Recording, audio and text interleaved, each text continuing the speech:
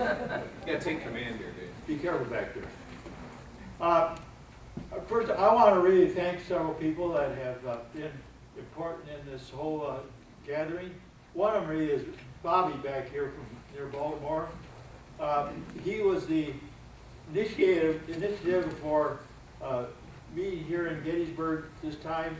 Actually, he wanted to meet next year because it'd be the 200th year after the death of the immigrant Robert SPEER.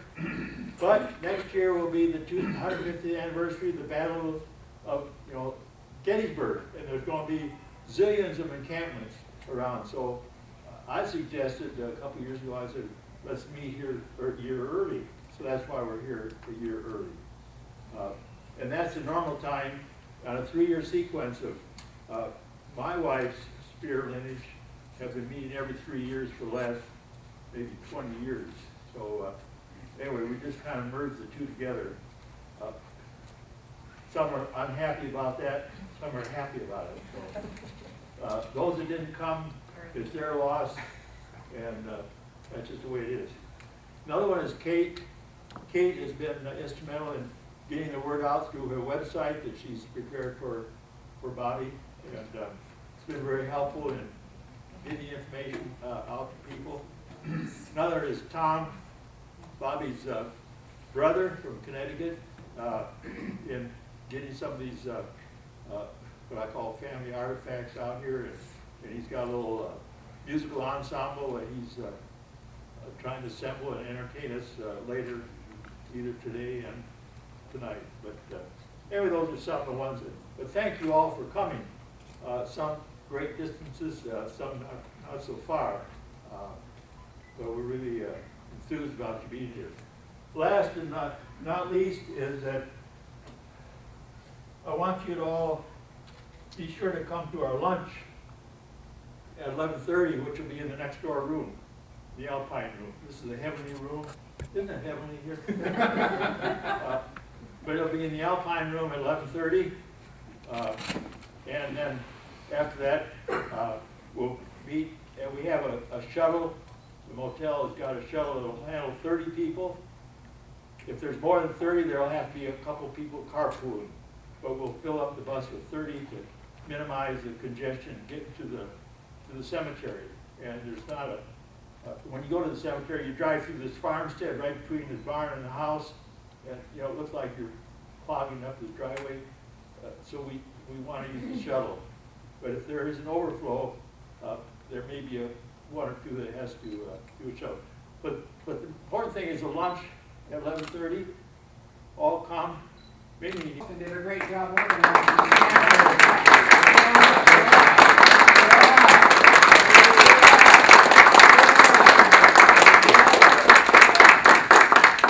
Thank you very much.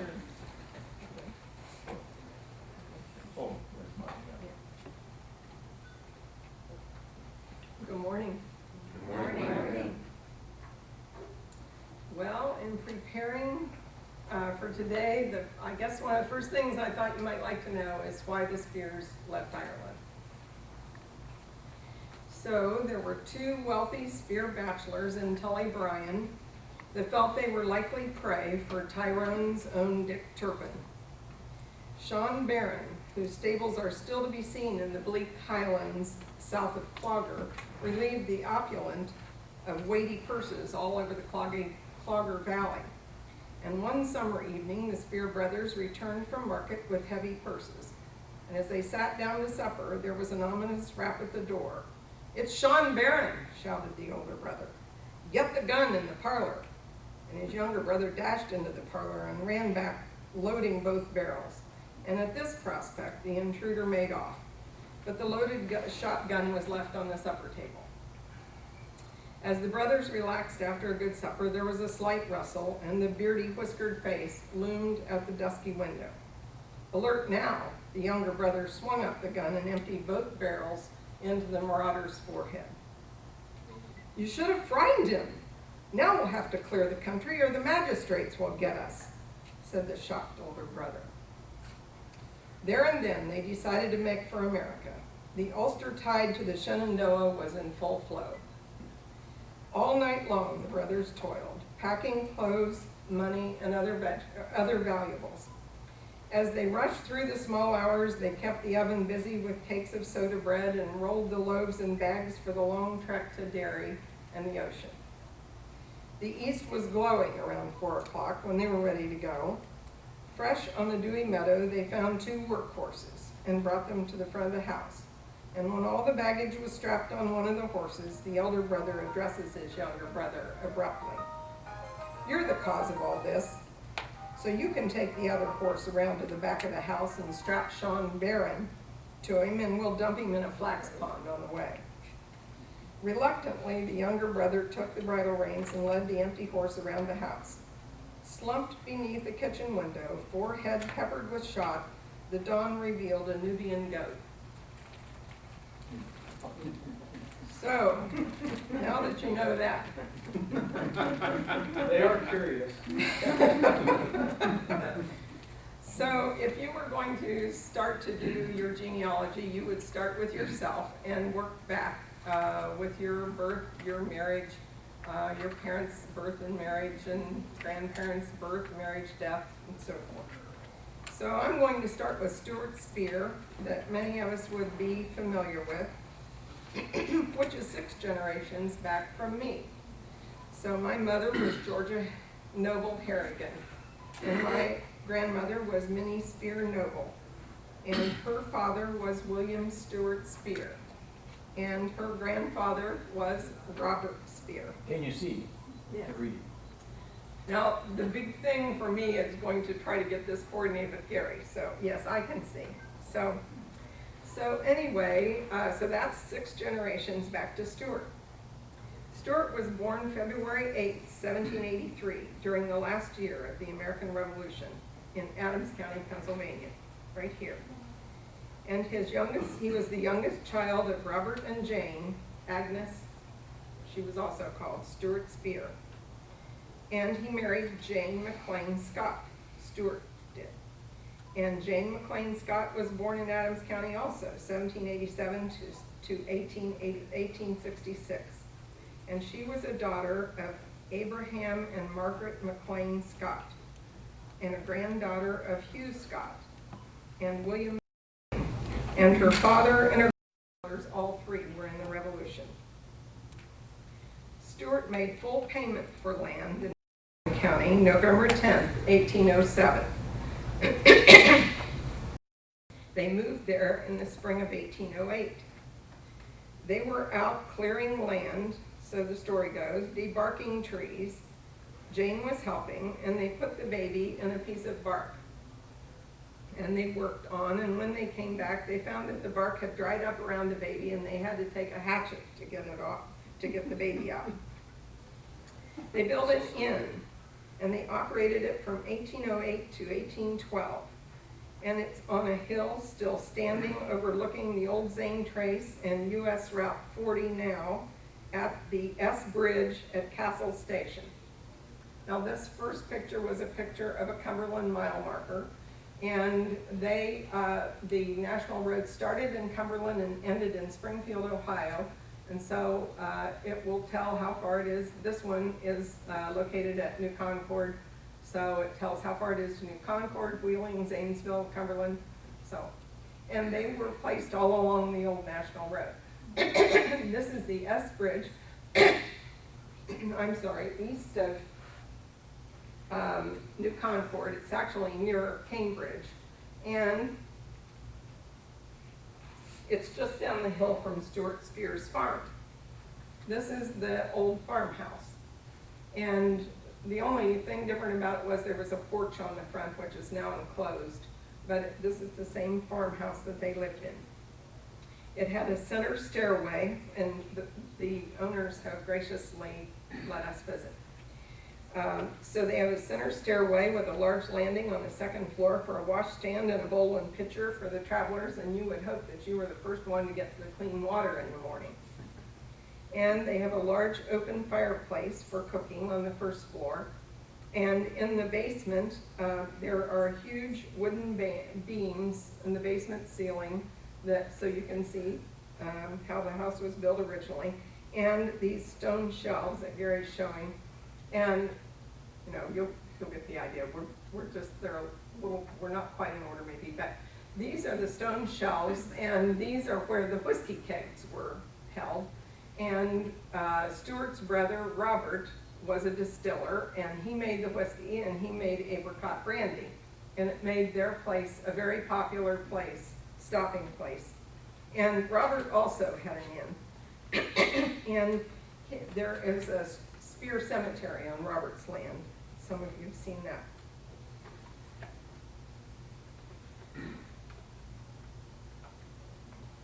So, let's see.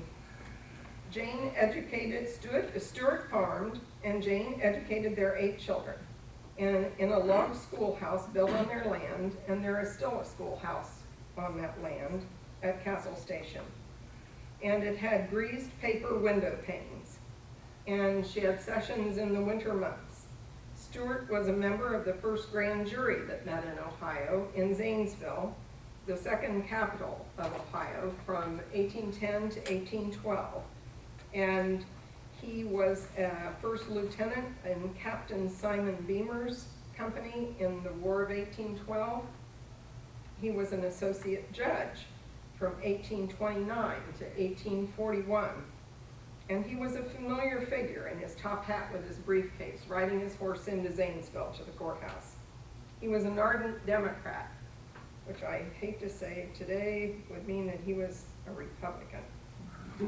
And he built and operated the first and grist mill in the area in 1820, which produced logs for a corduroy road for the National Road, which built up the boggy wetland in front of his house. Before that, the Zane Trace had gone up over the hill behind his house, and he died in 1850. So next we'll go to, next we will, Gary has taken pictures of all of Stuart Speer's sons, and of their stones in the cemetery. And this is Abraham Scott. He's buried at Crooked Creek. And John Stuart Speer, and he's buried at Crooked Creek. And Alexander is born in Crooked Creek, or buried at Crooked Creek. And this is the whole picture of his stone. It was really a magnificent stone. And Robert, who I'm descended from, is buried at the Covenanter Cemetery.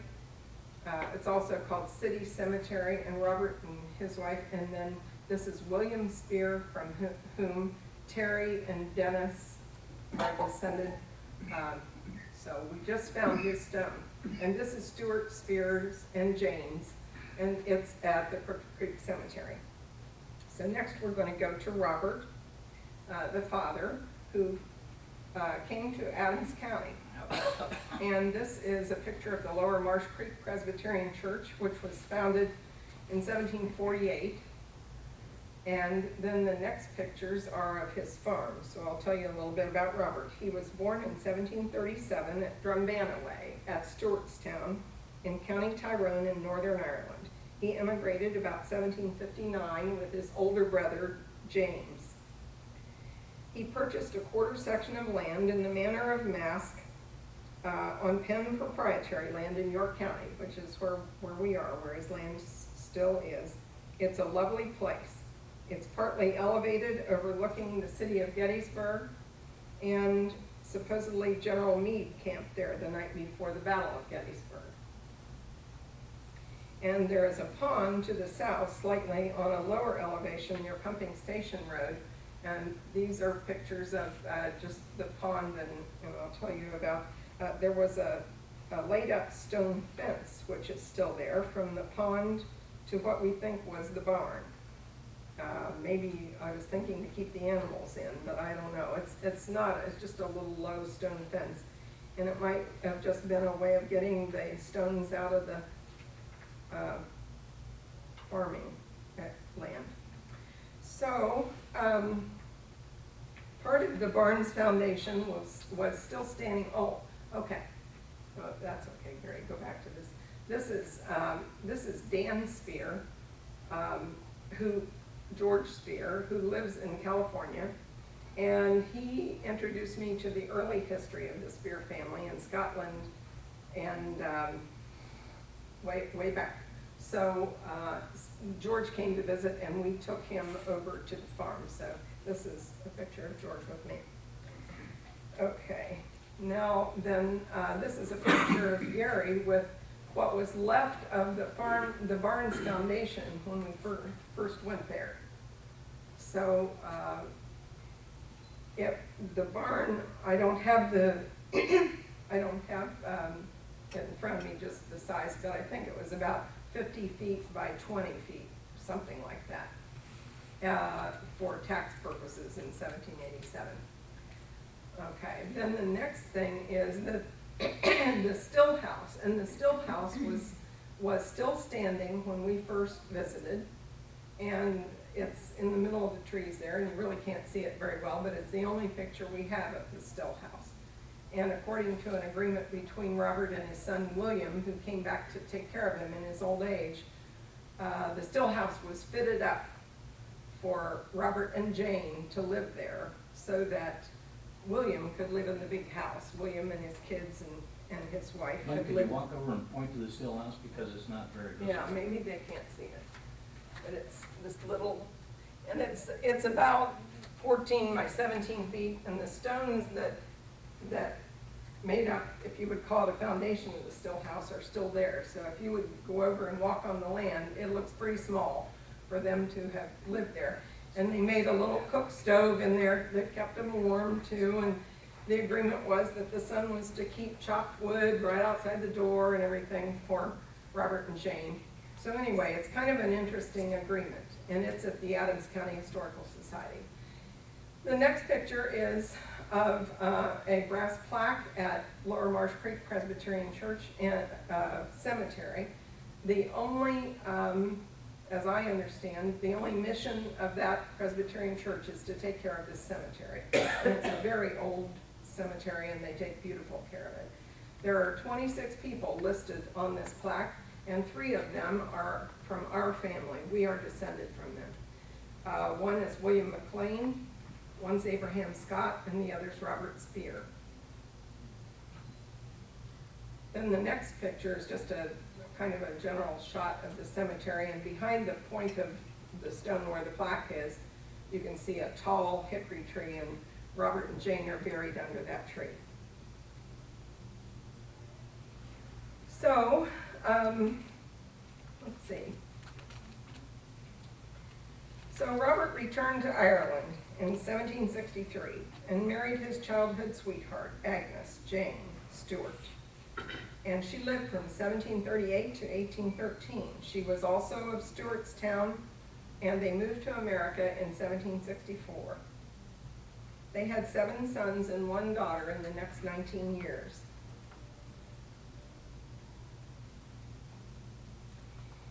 Four of their children were baptized by a Covenanter minister of the time, John Cuthbertson, who left a published diary that's very interesting. And so 4 of these children's baptisms are listed in his diary, and also their daughter Agnes, her marriage was performed by John Cuthbertson. Robert's older son, older brother, James, died in 1782, and Robert became the guardian of his nephew, William SPEER, trained in Latin for the ministry by Alexander Dobbin. And Alexander Dobbin was a prominent minister of this area at that time. And also he became a guardian of his sister Elizabeth, who married James Buchanan and became the mother of President James Buchanan. Robert farmed, and he was known as a weaver, according to the tax lists. And Robert was a private in the Pennsylvania line during the Revolution, and he also served as a supervisor of the highways in 1783 and an overseer of the poor in 1794 in York County. He is remembered by some family members as Robin, and I really didn't know that until I met some of the family. Robert died May 8th, 1813, and Jane died May 11th, 1813. And we're here to honor them. The inventory of his estate showed that he had farm animals and equipment. He had a loom, tacklings, wool shears, several bolts of cloth, flax and tow yarn, flannel, linen, and muslin.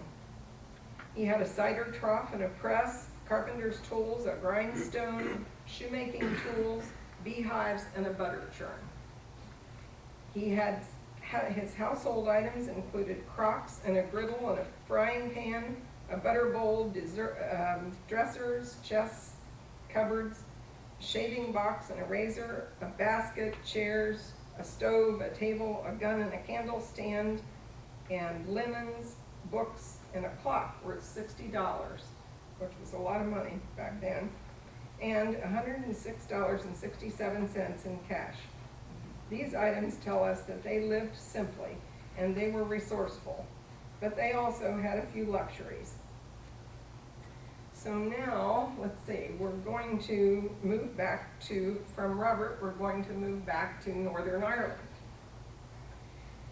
And we're going to talk about Robert SPEER, or I'm sorry, about Jasper SPEER. And Jasper SPEER is 6 generations previous to Robert. And Jasper's son was John, 1585 to 1650. And his son was Thomas, who you might have seen in Irish pedigrees, 1600 to 1636. And John was Thomas's son, 1623 to 1705. And Robert was his son, 1650 to 1743. And I have his will. And Thomas, who lived from 1669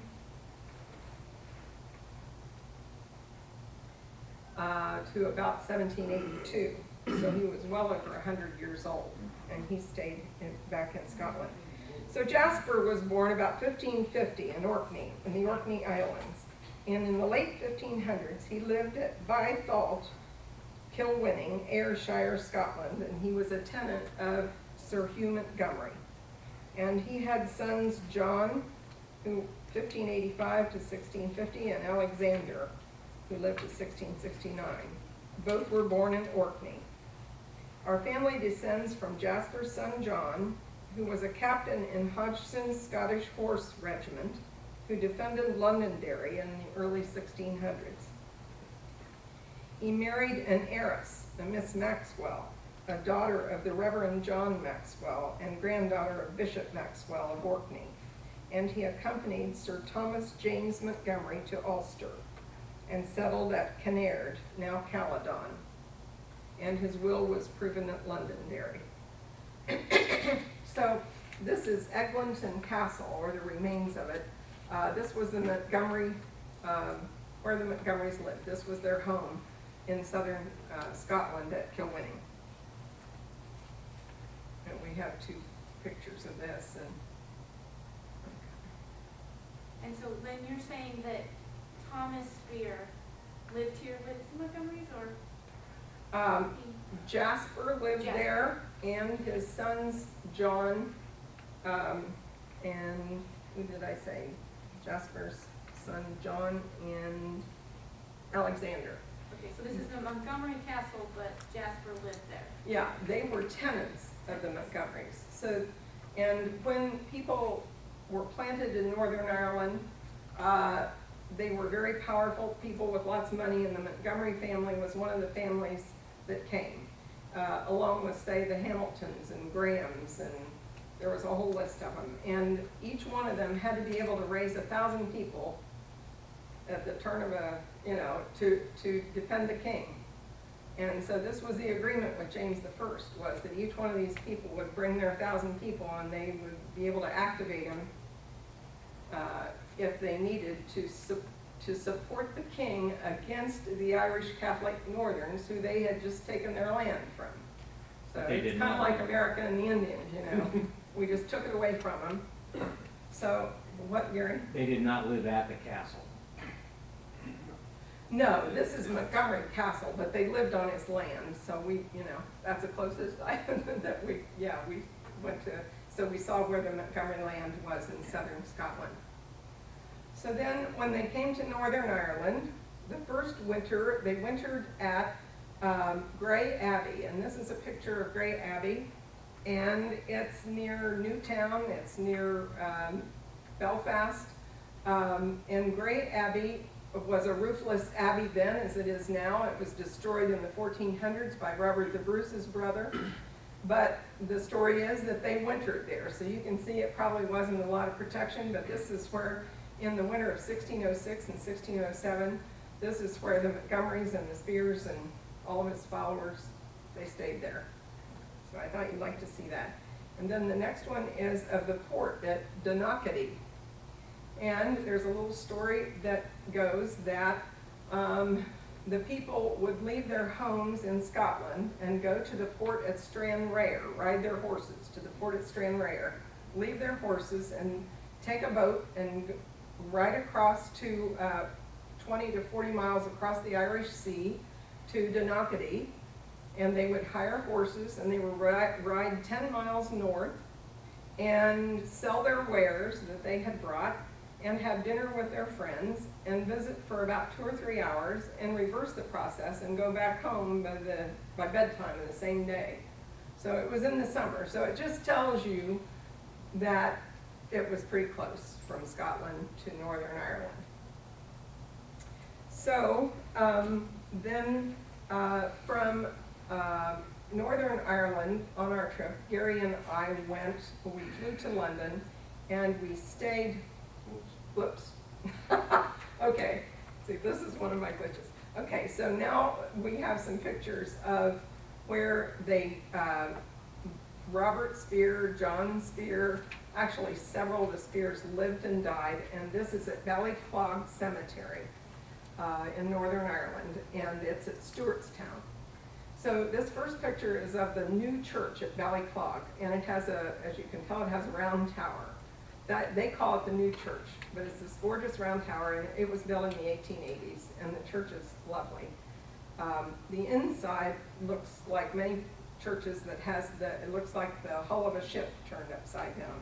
Very pretty church and well maintained. And the Speers I have a history of the church, and the Speers helped to maintain the church. This is the old church at Ballyclog, which is right across the road. And it is a roofless church. It was being used between 1200 and 1400 supposedly, and it has a bell tower in the back. And in the back then, by the bell tower, is the grave of the Earls of Castle Stuart. And I told you that they came in support of the Montgomerys, but in this area, the Stuarts were the power. And so the Earls of Castle Stuart ruled this area for a long time, and this is their grave. And Kate, I saw that you had a thing going down into the church, on the inside of the church that went down in the back. That goes into, it was a mausoleum, really. So you went down to their grave that way. So anyway, this is the Earl of Castle Stuart. And according to the pedigree in England, the Speer grave is adjacent to that of the Earl of Castle Stuart. And I think this is it. And we're not sure because it's really old, and I've never taken a rubbing of it, but you really can't read the names. And I have a reading of that cemetery, which does not include the Speers, but we know they're buried there because of the Irish Pedigrees book states that they were buried at Ballyclog. So this may be their stone, we don't know. And about a mile down the road, they lived at Drumbanna Way. And Drumbanna Way, the houses over there don't have house numbers on the road, they're named, and they're town lands. So this is the town land of Drumbanna Way, and this is the Drumbanna Way Orange Hall, the Orangeman's Hall. And it's built on our land. Drumbanna Way is our Speers land. And Lisboy Road is at the corner, and so as you're looking behind the sign, that would all be Speer land at Drumbanna Way. And this is a picture of the Drumbanna Way land. Gary just took this photograph. And as Gary has pointed out to me, if you were standing up at Pumping Station and Bullfrog Road, looking in toward Gettysburg, that's just pretty much what it looks like. So it probably looked like home to Robert, is what I'm saying. But this is their town land, and